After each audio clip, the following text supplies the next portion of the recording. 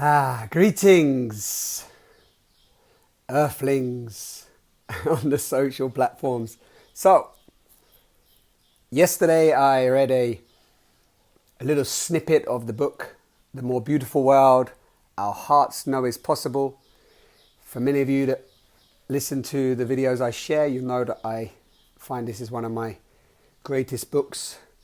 And just taking some snippets out of chapter 34 on consciousness.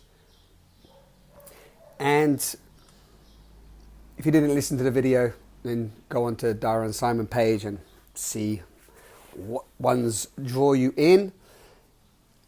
And let me just dive straight in. So the topic that I put up there today is like, whenever we separate ourselves from the other, you know, like them and us, or this person's more unconscious than I am, or more spiritual than I am, or more anything than I am, and so on, then we end up in quite toxic territory.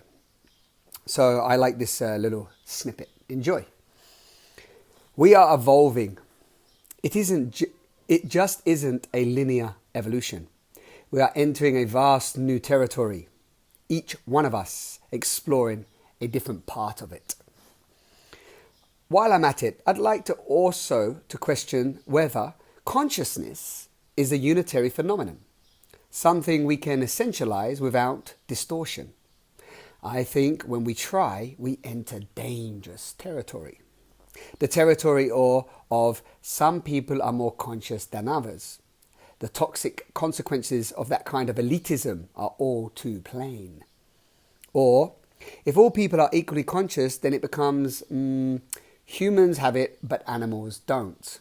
And soon we are justifying factory-style animal barns. Or if animals have it too, then it becomes animals with a central nervous system have it, and plants don't. And then soon we are justifying monocrop farming and the treatment of trees as things. Or if plants have it too, then what about water and mountains? Anyway, enough of that. So, what if consciousness is one name we give to many things? What if, like God or enlightenment, our naming of it always leaves part of it out? I like that. The very part we most need to see, maybe. As Lao Tzu said, if you don't know Lao Tzu, what an amazing messenger.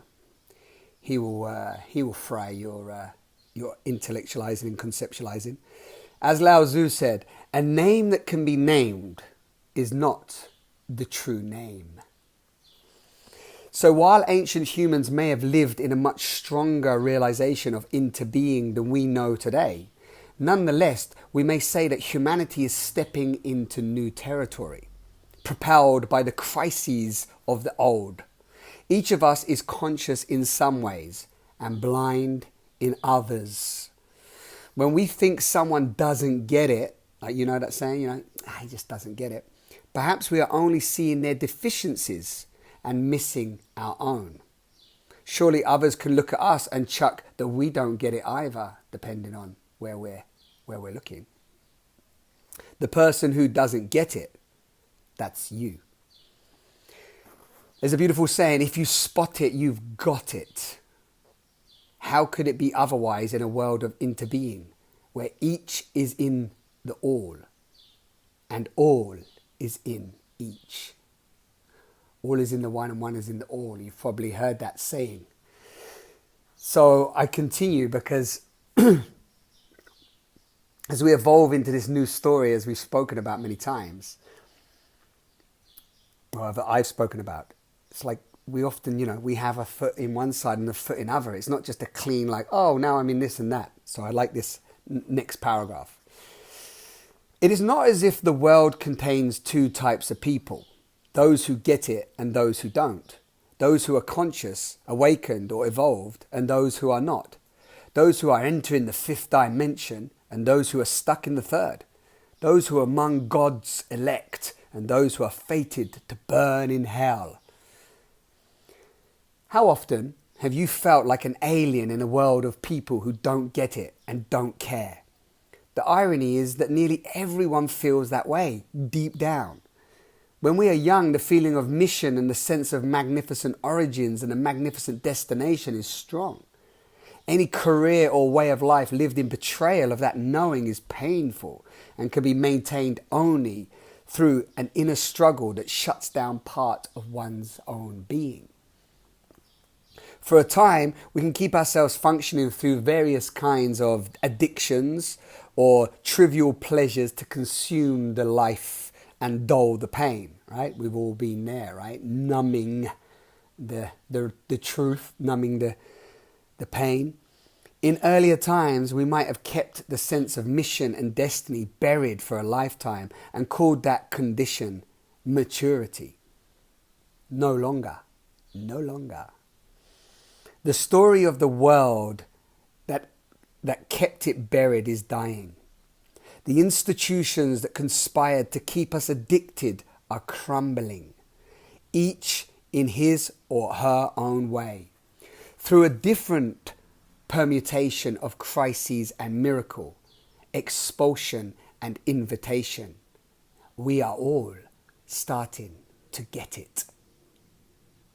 Nice. So I love that. I have written as if the transition from the old story to the new were a singular, all or nothing event, but the reality is more complicated. One can live some aspects of the old and some of the new simultaneously.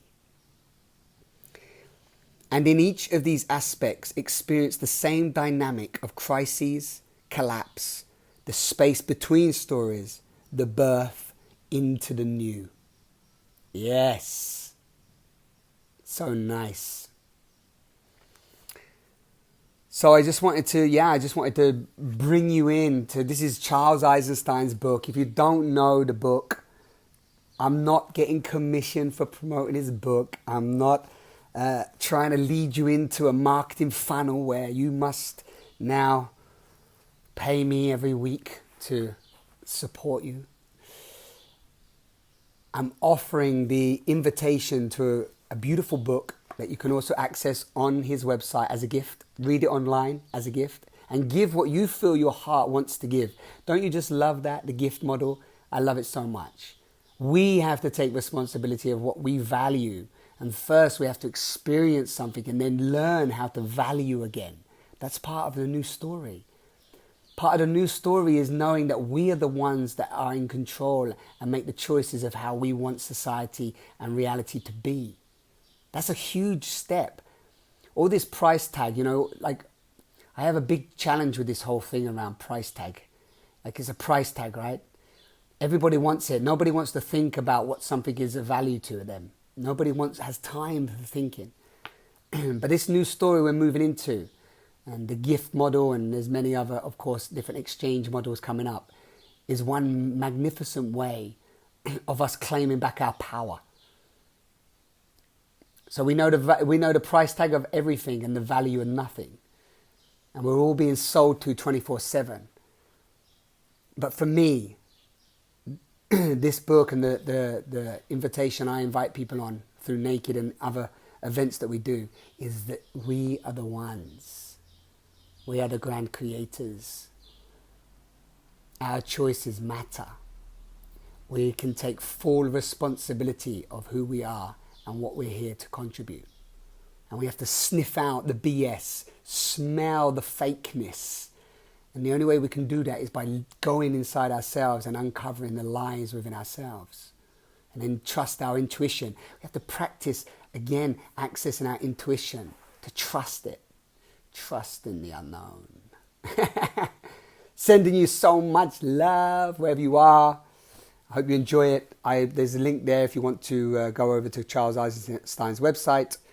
I'll put it underneath or on top of this video. Have a beautiful day wherever you are. Thank you for tuning in. I hope you enjoy these little snippets. I will share a few more as the weeks unfold. And yeah, love to you all, wherever you are. Have a great day. Or at night. Or morning. All day. Enjoy the wonder. And if any of you, just by the way, a lot of people have been contacting me and they've been quite stressed at the moment, a lot of confusion and anxiety and depressed. And just try to find people you can really just be yourself around. Just try to be with some of the people where you don't need to get advice and guidance, and you can just be with them. Go into nature, look in the mirror for like 5 or 10 minutes just into your own eyes. Just find the way that you can connect to that true point beyond the noise, wherever that is for you. Ciao.